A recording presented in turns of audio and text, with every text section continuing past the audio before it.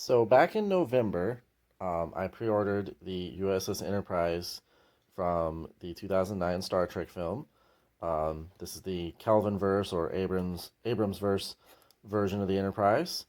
Um, this is the XL model. I know that they had the special edition, and now they have the XL. This one is supposed to be a bit bigger than that one. I never had the special edition myself. I waited for this.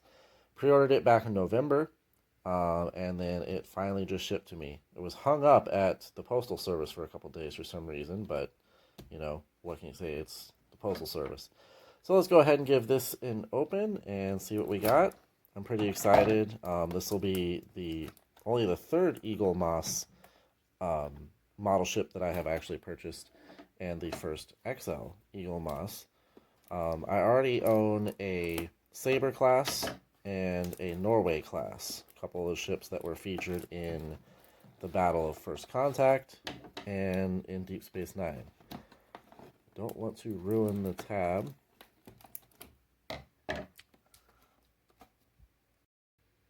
Doing this one-handed is a little bit more complicated than if I had like a stand, which I don't yet. So anyways, I love this design. I'm actually a pretty big fan of the Abrams films. I've been a lifelong Star Trek fan.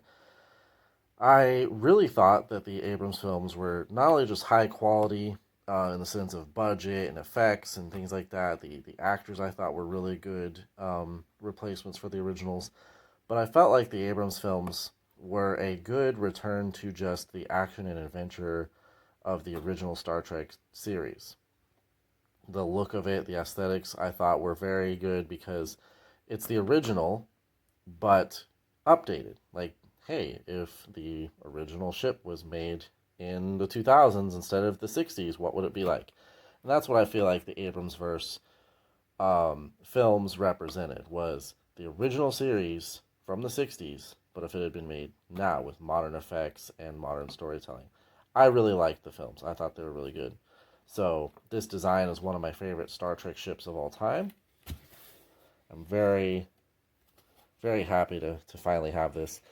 And we have the magazine here. This should be pretty cool.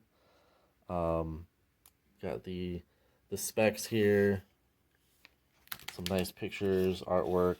Oh, that's very nice. Some of the concept art that was done.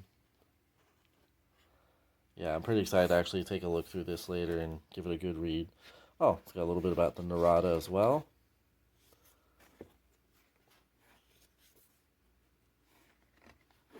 Which, of course, I do not have.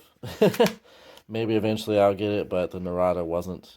I would actually like to eventually own, that's kind of my goal, all of the ships, all the Kelvinverse ships that are available through Eaglemoss. So that it would include this one here, the Klingon Bird of Prey. Love that design. Very predatory looking. I guess the Narada would be one. The Kelvin itself is actually one of my favorite Star Trek ships ever. I love that very industrial, simple look that just embodies what a workhorse ship in Starfleet should be. So probably eventually I will order the Kelvin. I'm holding off just because I'm hoping that kind of like this one where they had the special edition and now they have the XL. So I'm really hoping that they do the same thing with the Kelvin. Because the special edition I believe is about 8.5 inches long. This one should be quite a bit bigger, more on the range of 10 to 11 if I'm correct. There's the back. All right. As you can see, the lighting is quite a bit better. I propped up my light there on my Series X so we can actually see this unboxing. Oh, oh yeah, that's pretty cool. All right, so let's pull out the stand here first. USS Enterprise, and then the ship itself sitting in the box. I'm recording this in 4K. I'm hoping it actually does come out to be fairly quality. So you can see details. I generally prefer to do the 60 frames per second, but with something like this, it's a little different. I'm really hoping the cells are good. Ooh, that's hefty. Well, that's mostly in the saucer though. A lot of metal there. Oh, this is very nice. The cells look okay. The right one looks a little dipped down there, but nothing crazy. I remember when I collected micro machines as a kid, there was nothing worse to me than getting the nacelles and then being all messed up. See if the camera will focus. Gorgeous design. Saucer seems okay. Yeah, nothing too bad. Nothing too bad. Nice detail there on the end of the nacelles.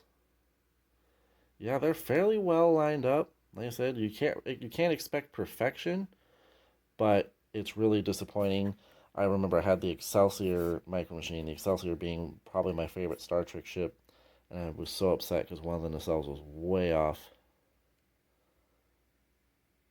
Yeah, it's really not too bad at all. Not too bad at all. See if we can get it to focus. There we go. I always loved the placement there of the ship designation on the bottom, wrapping around there. Nice little windows. Torpedo launcher. Yep.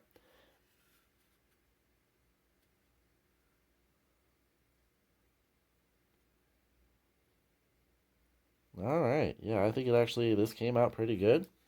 I'm gonna get it up on the stand here in a second. All right, I got it out on the stand. I brought the light down a little bit to get some of the translucent pieces in there. You can see the nacelles, bussards there.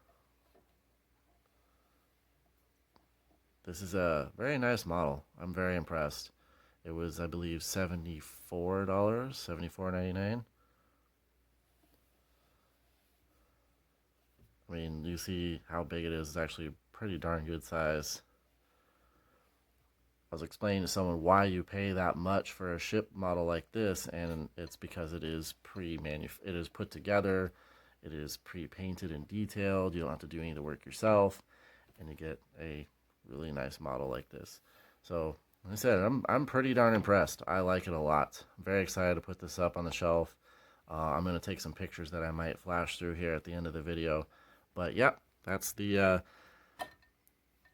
XL version of the USS Enterprise from Star Trek 2009.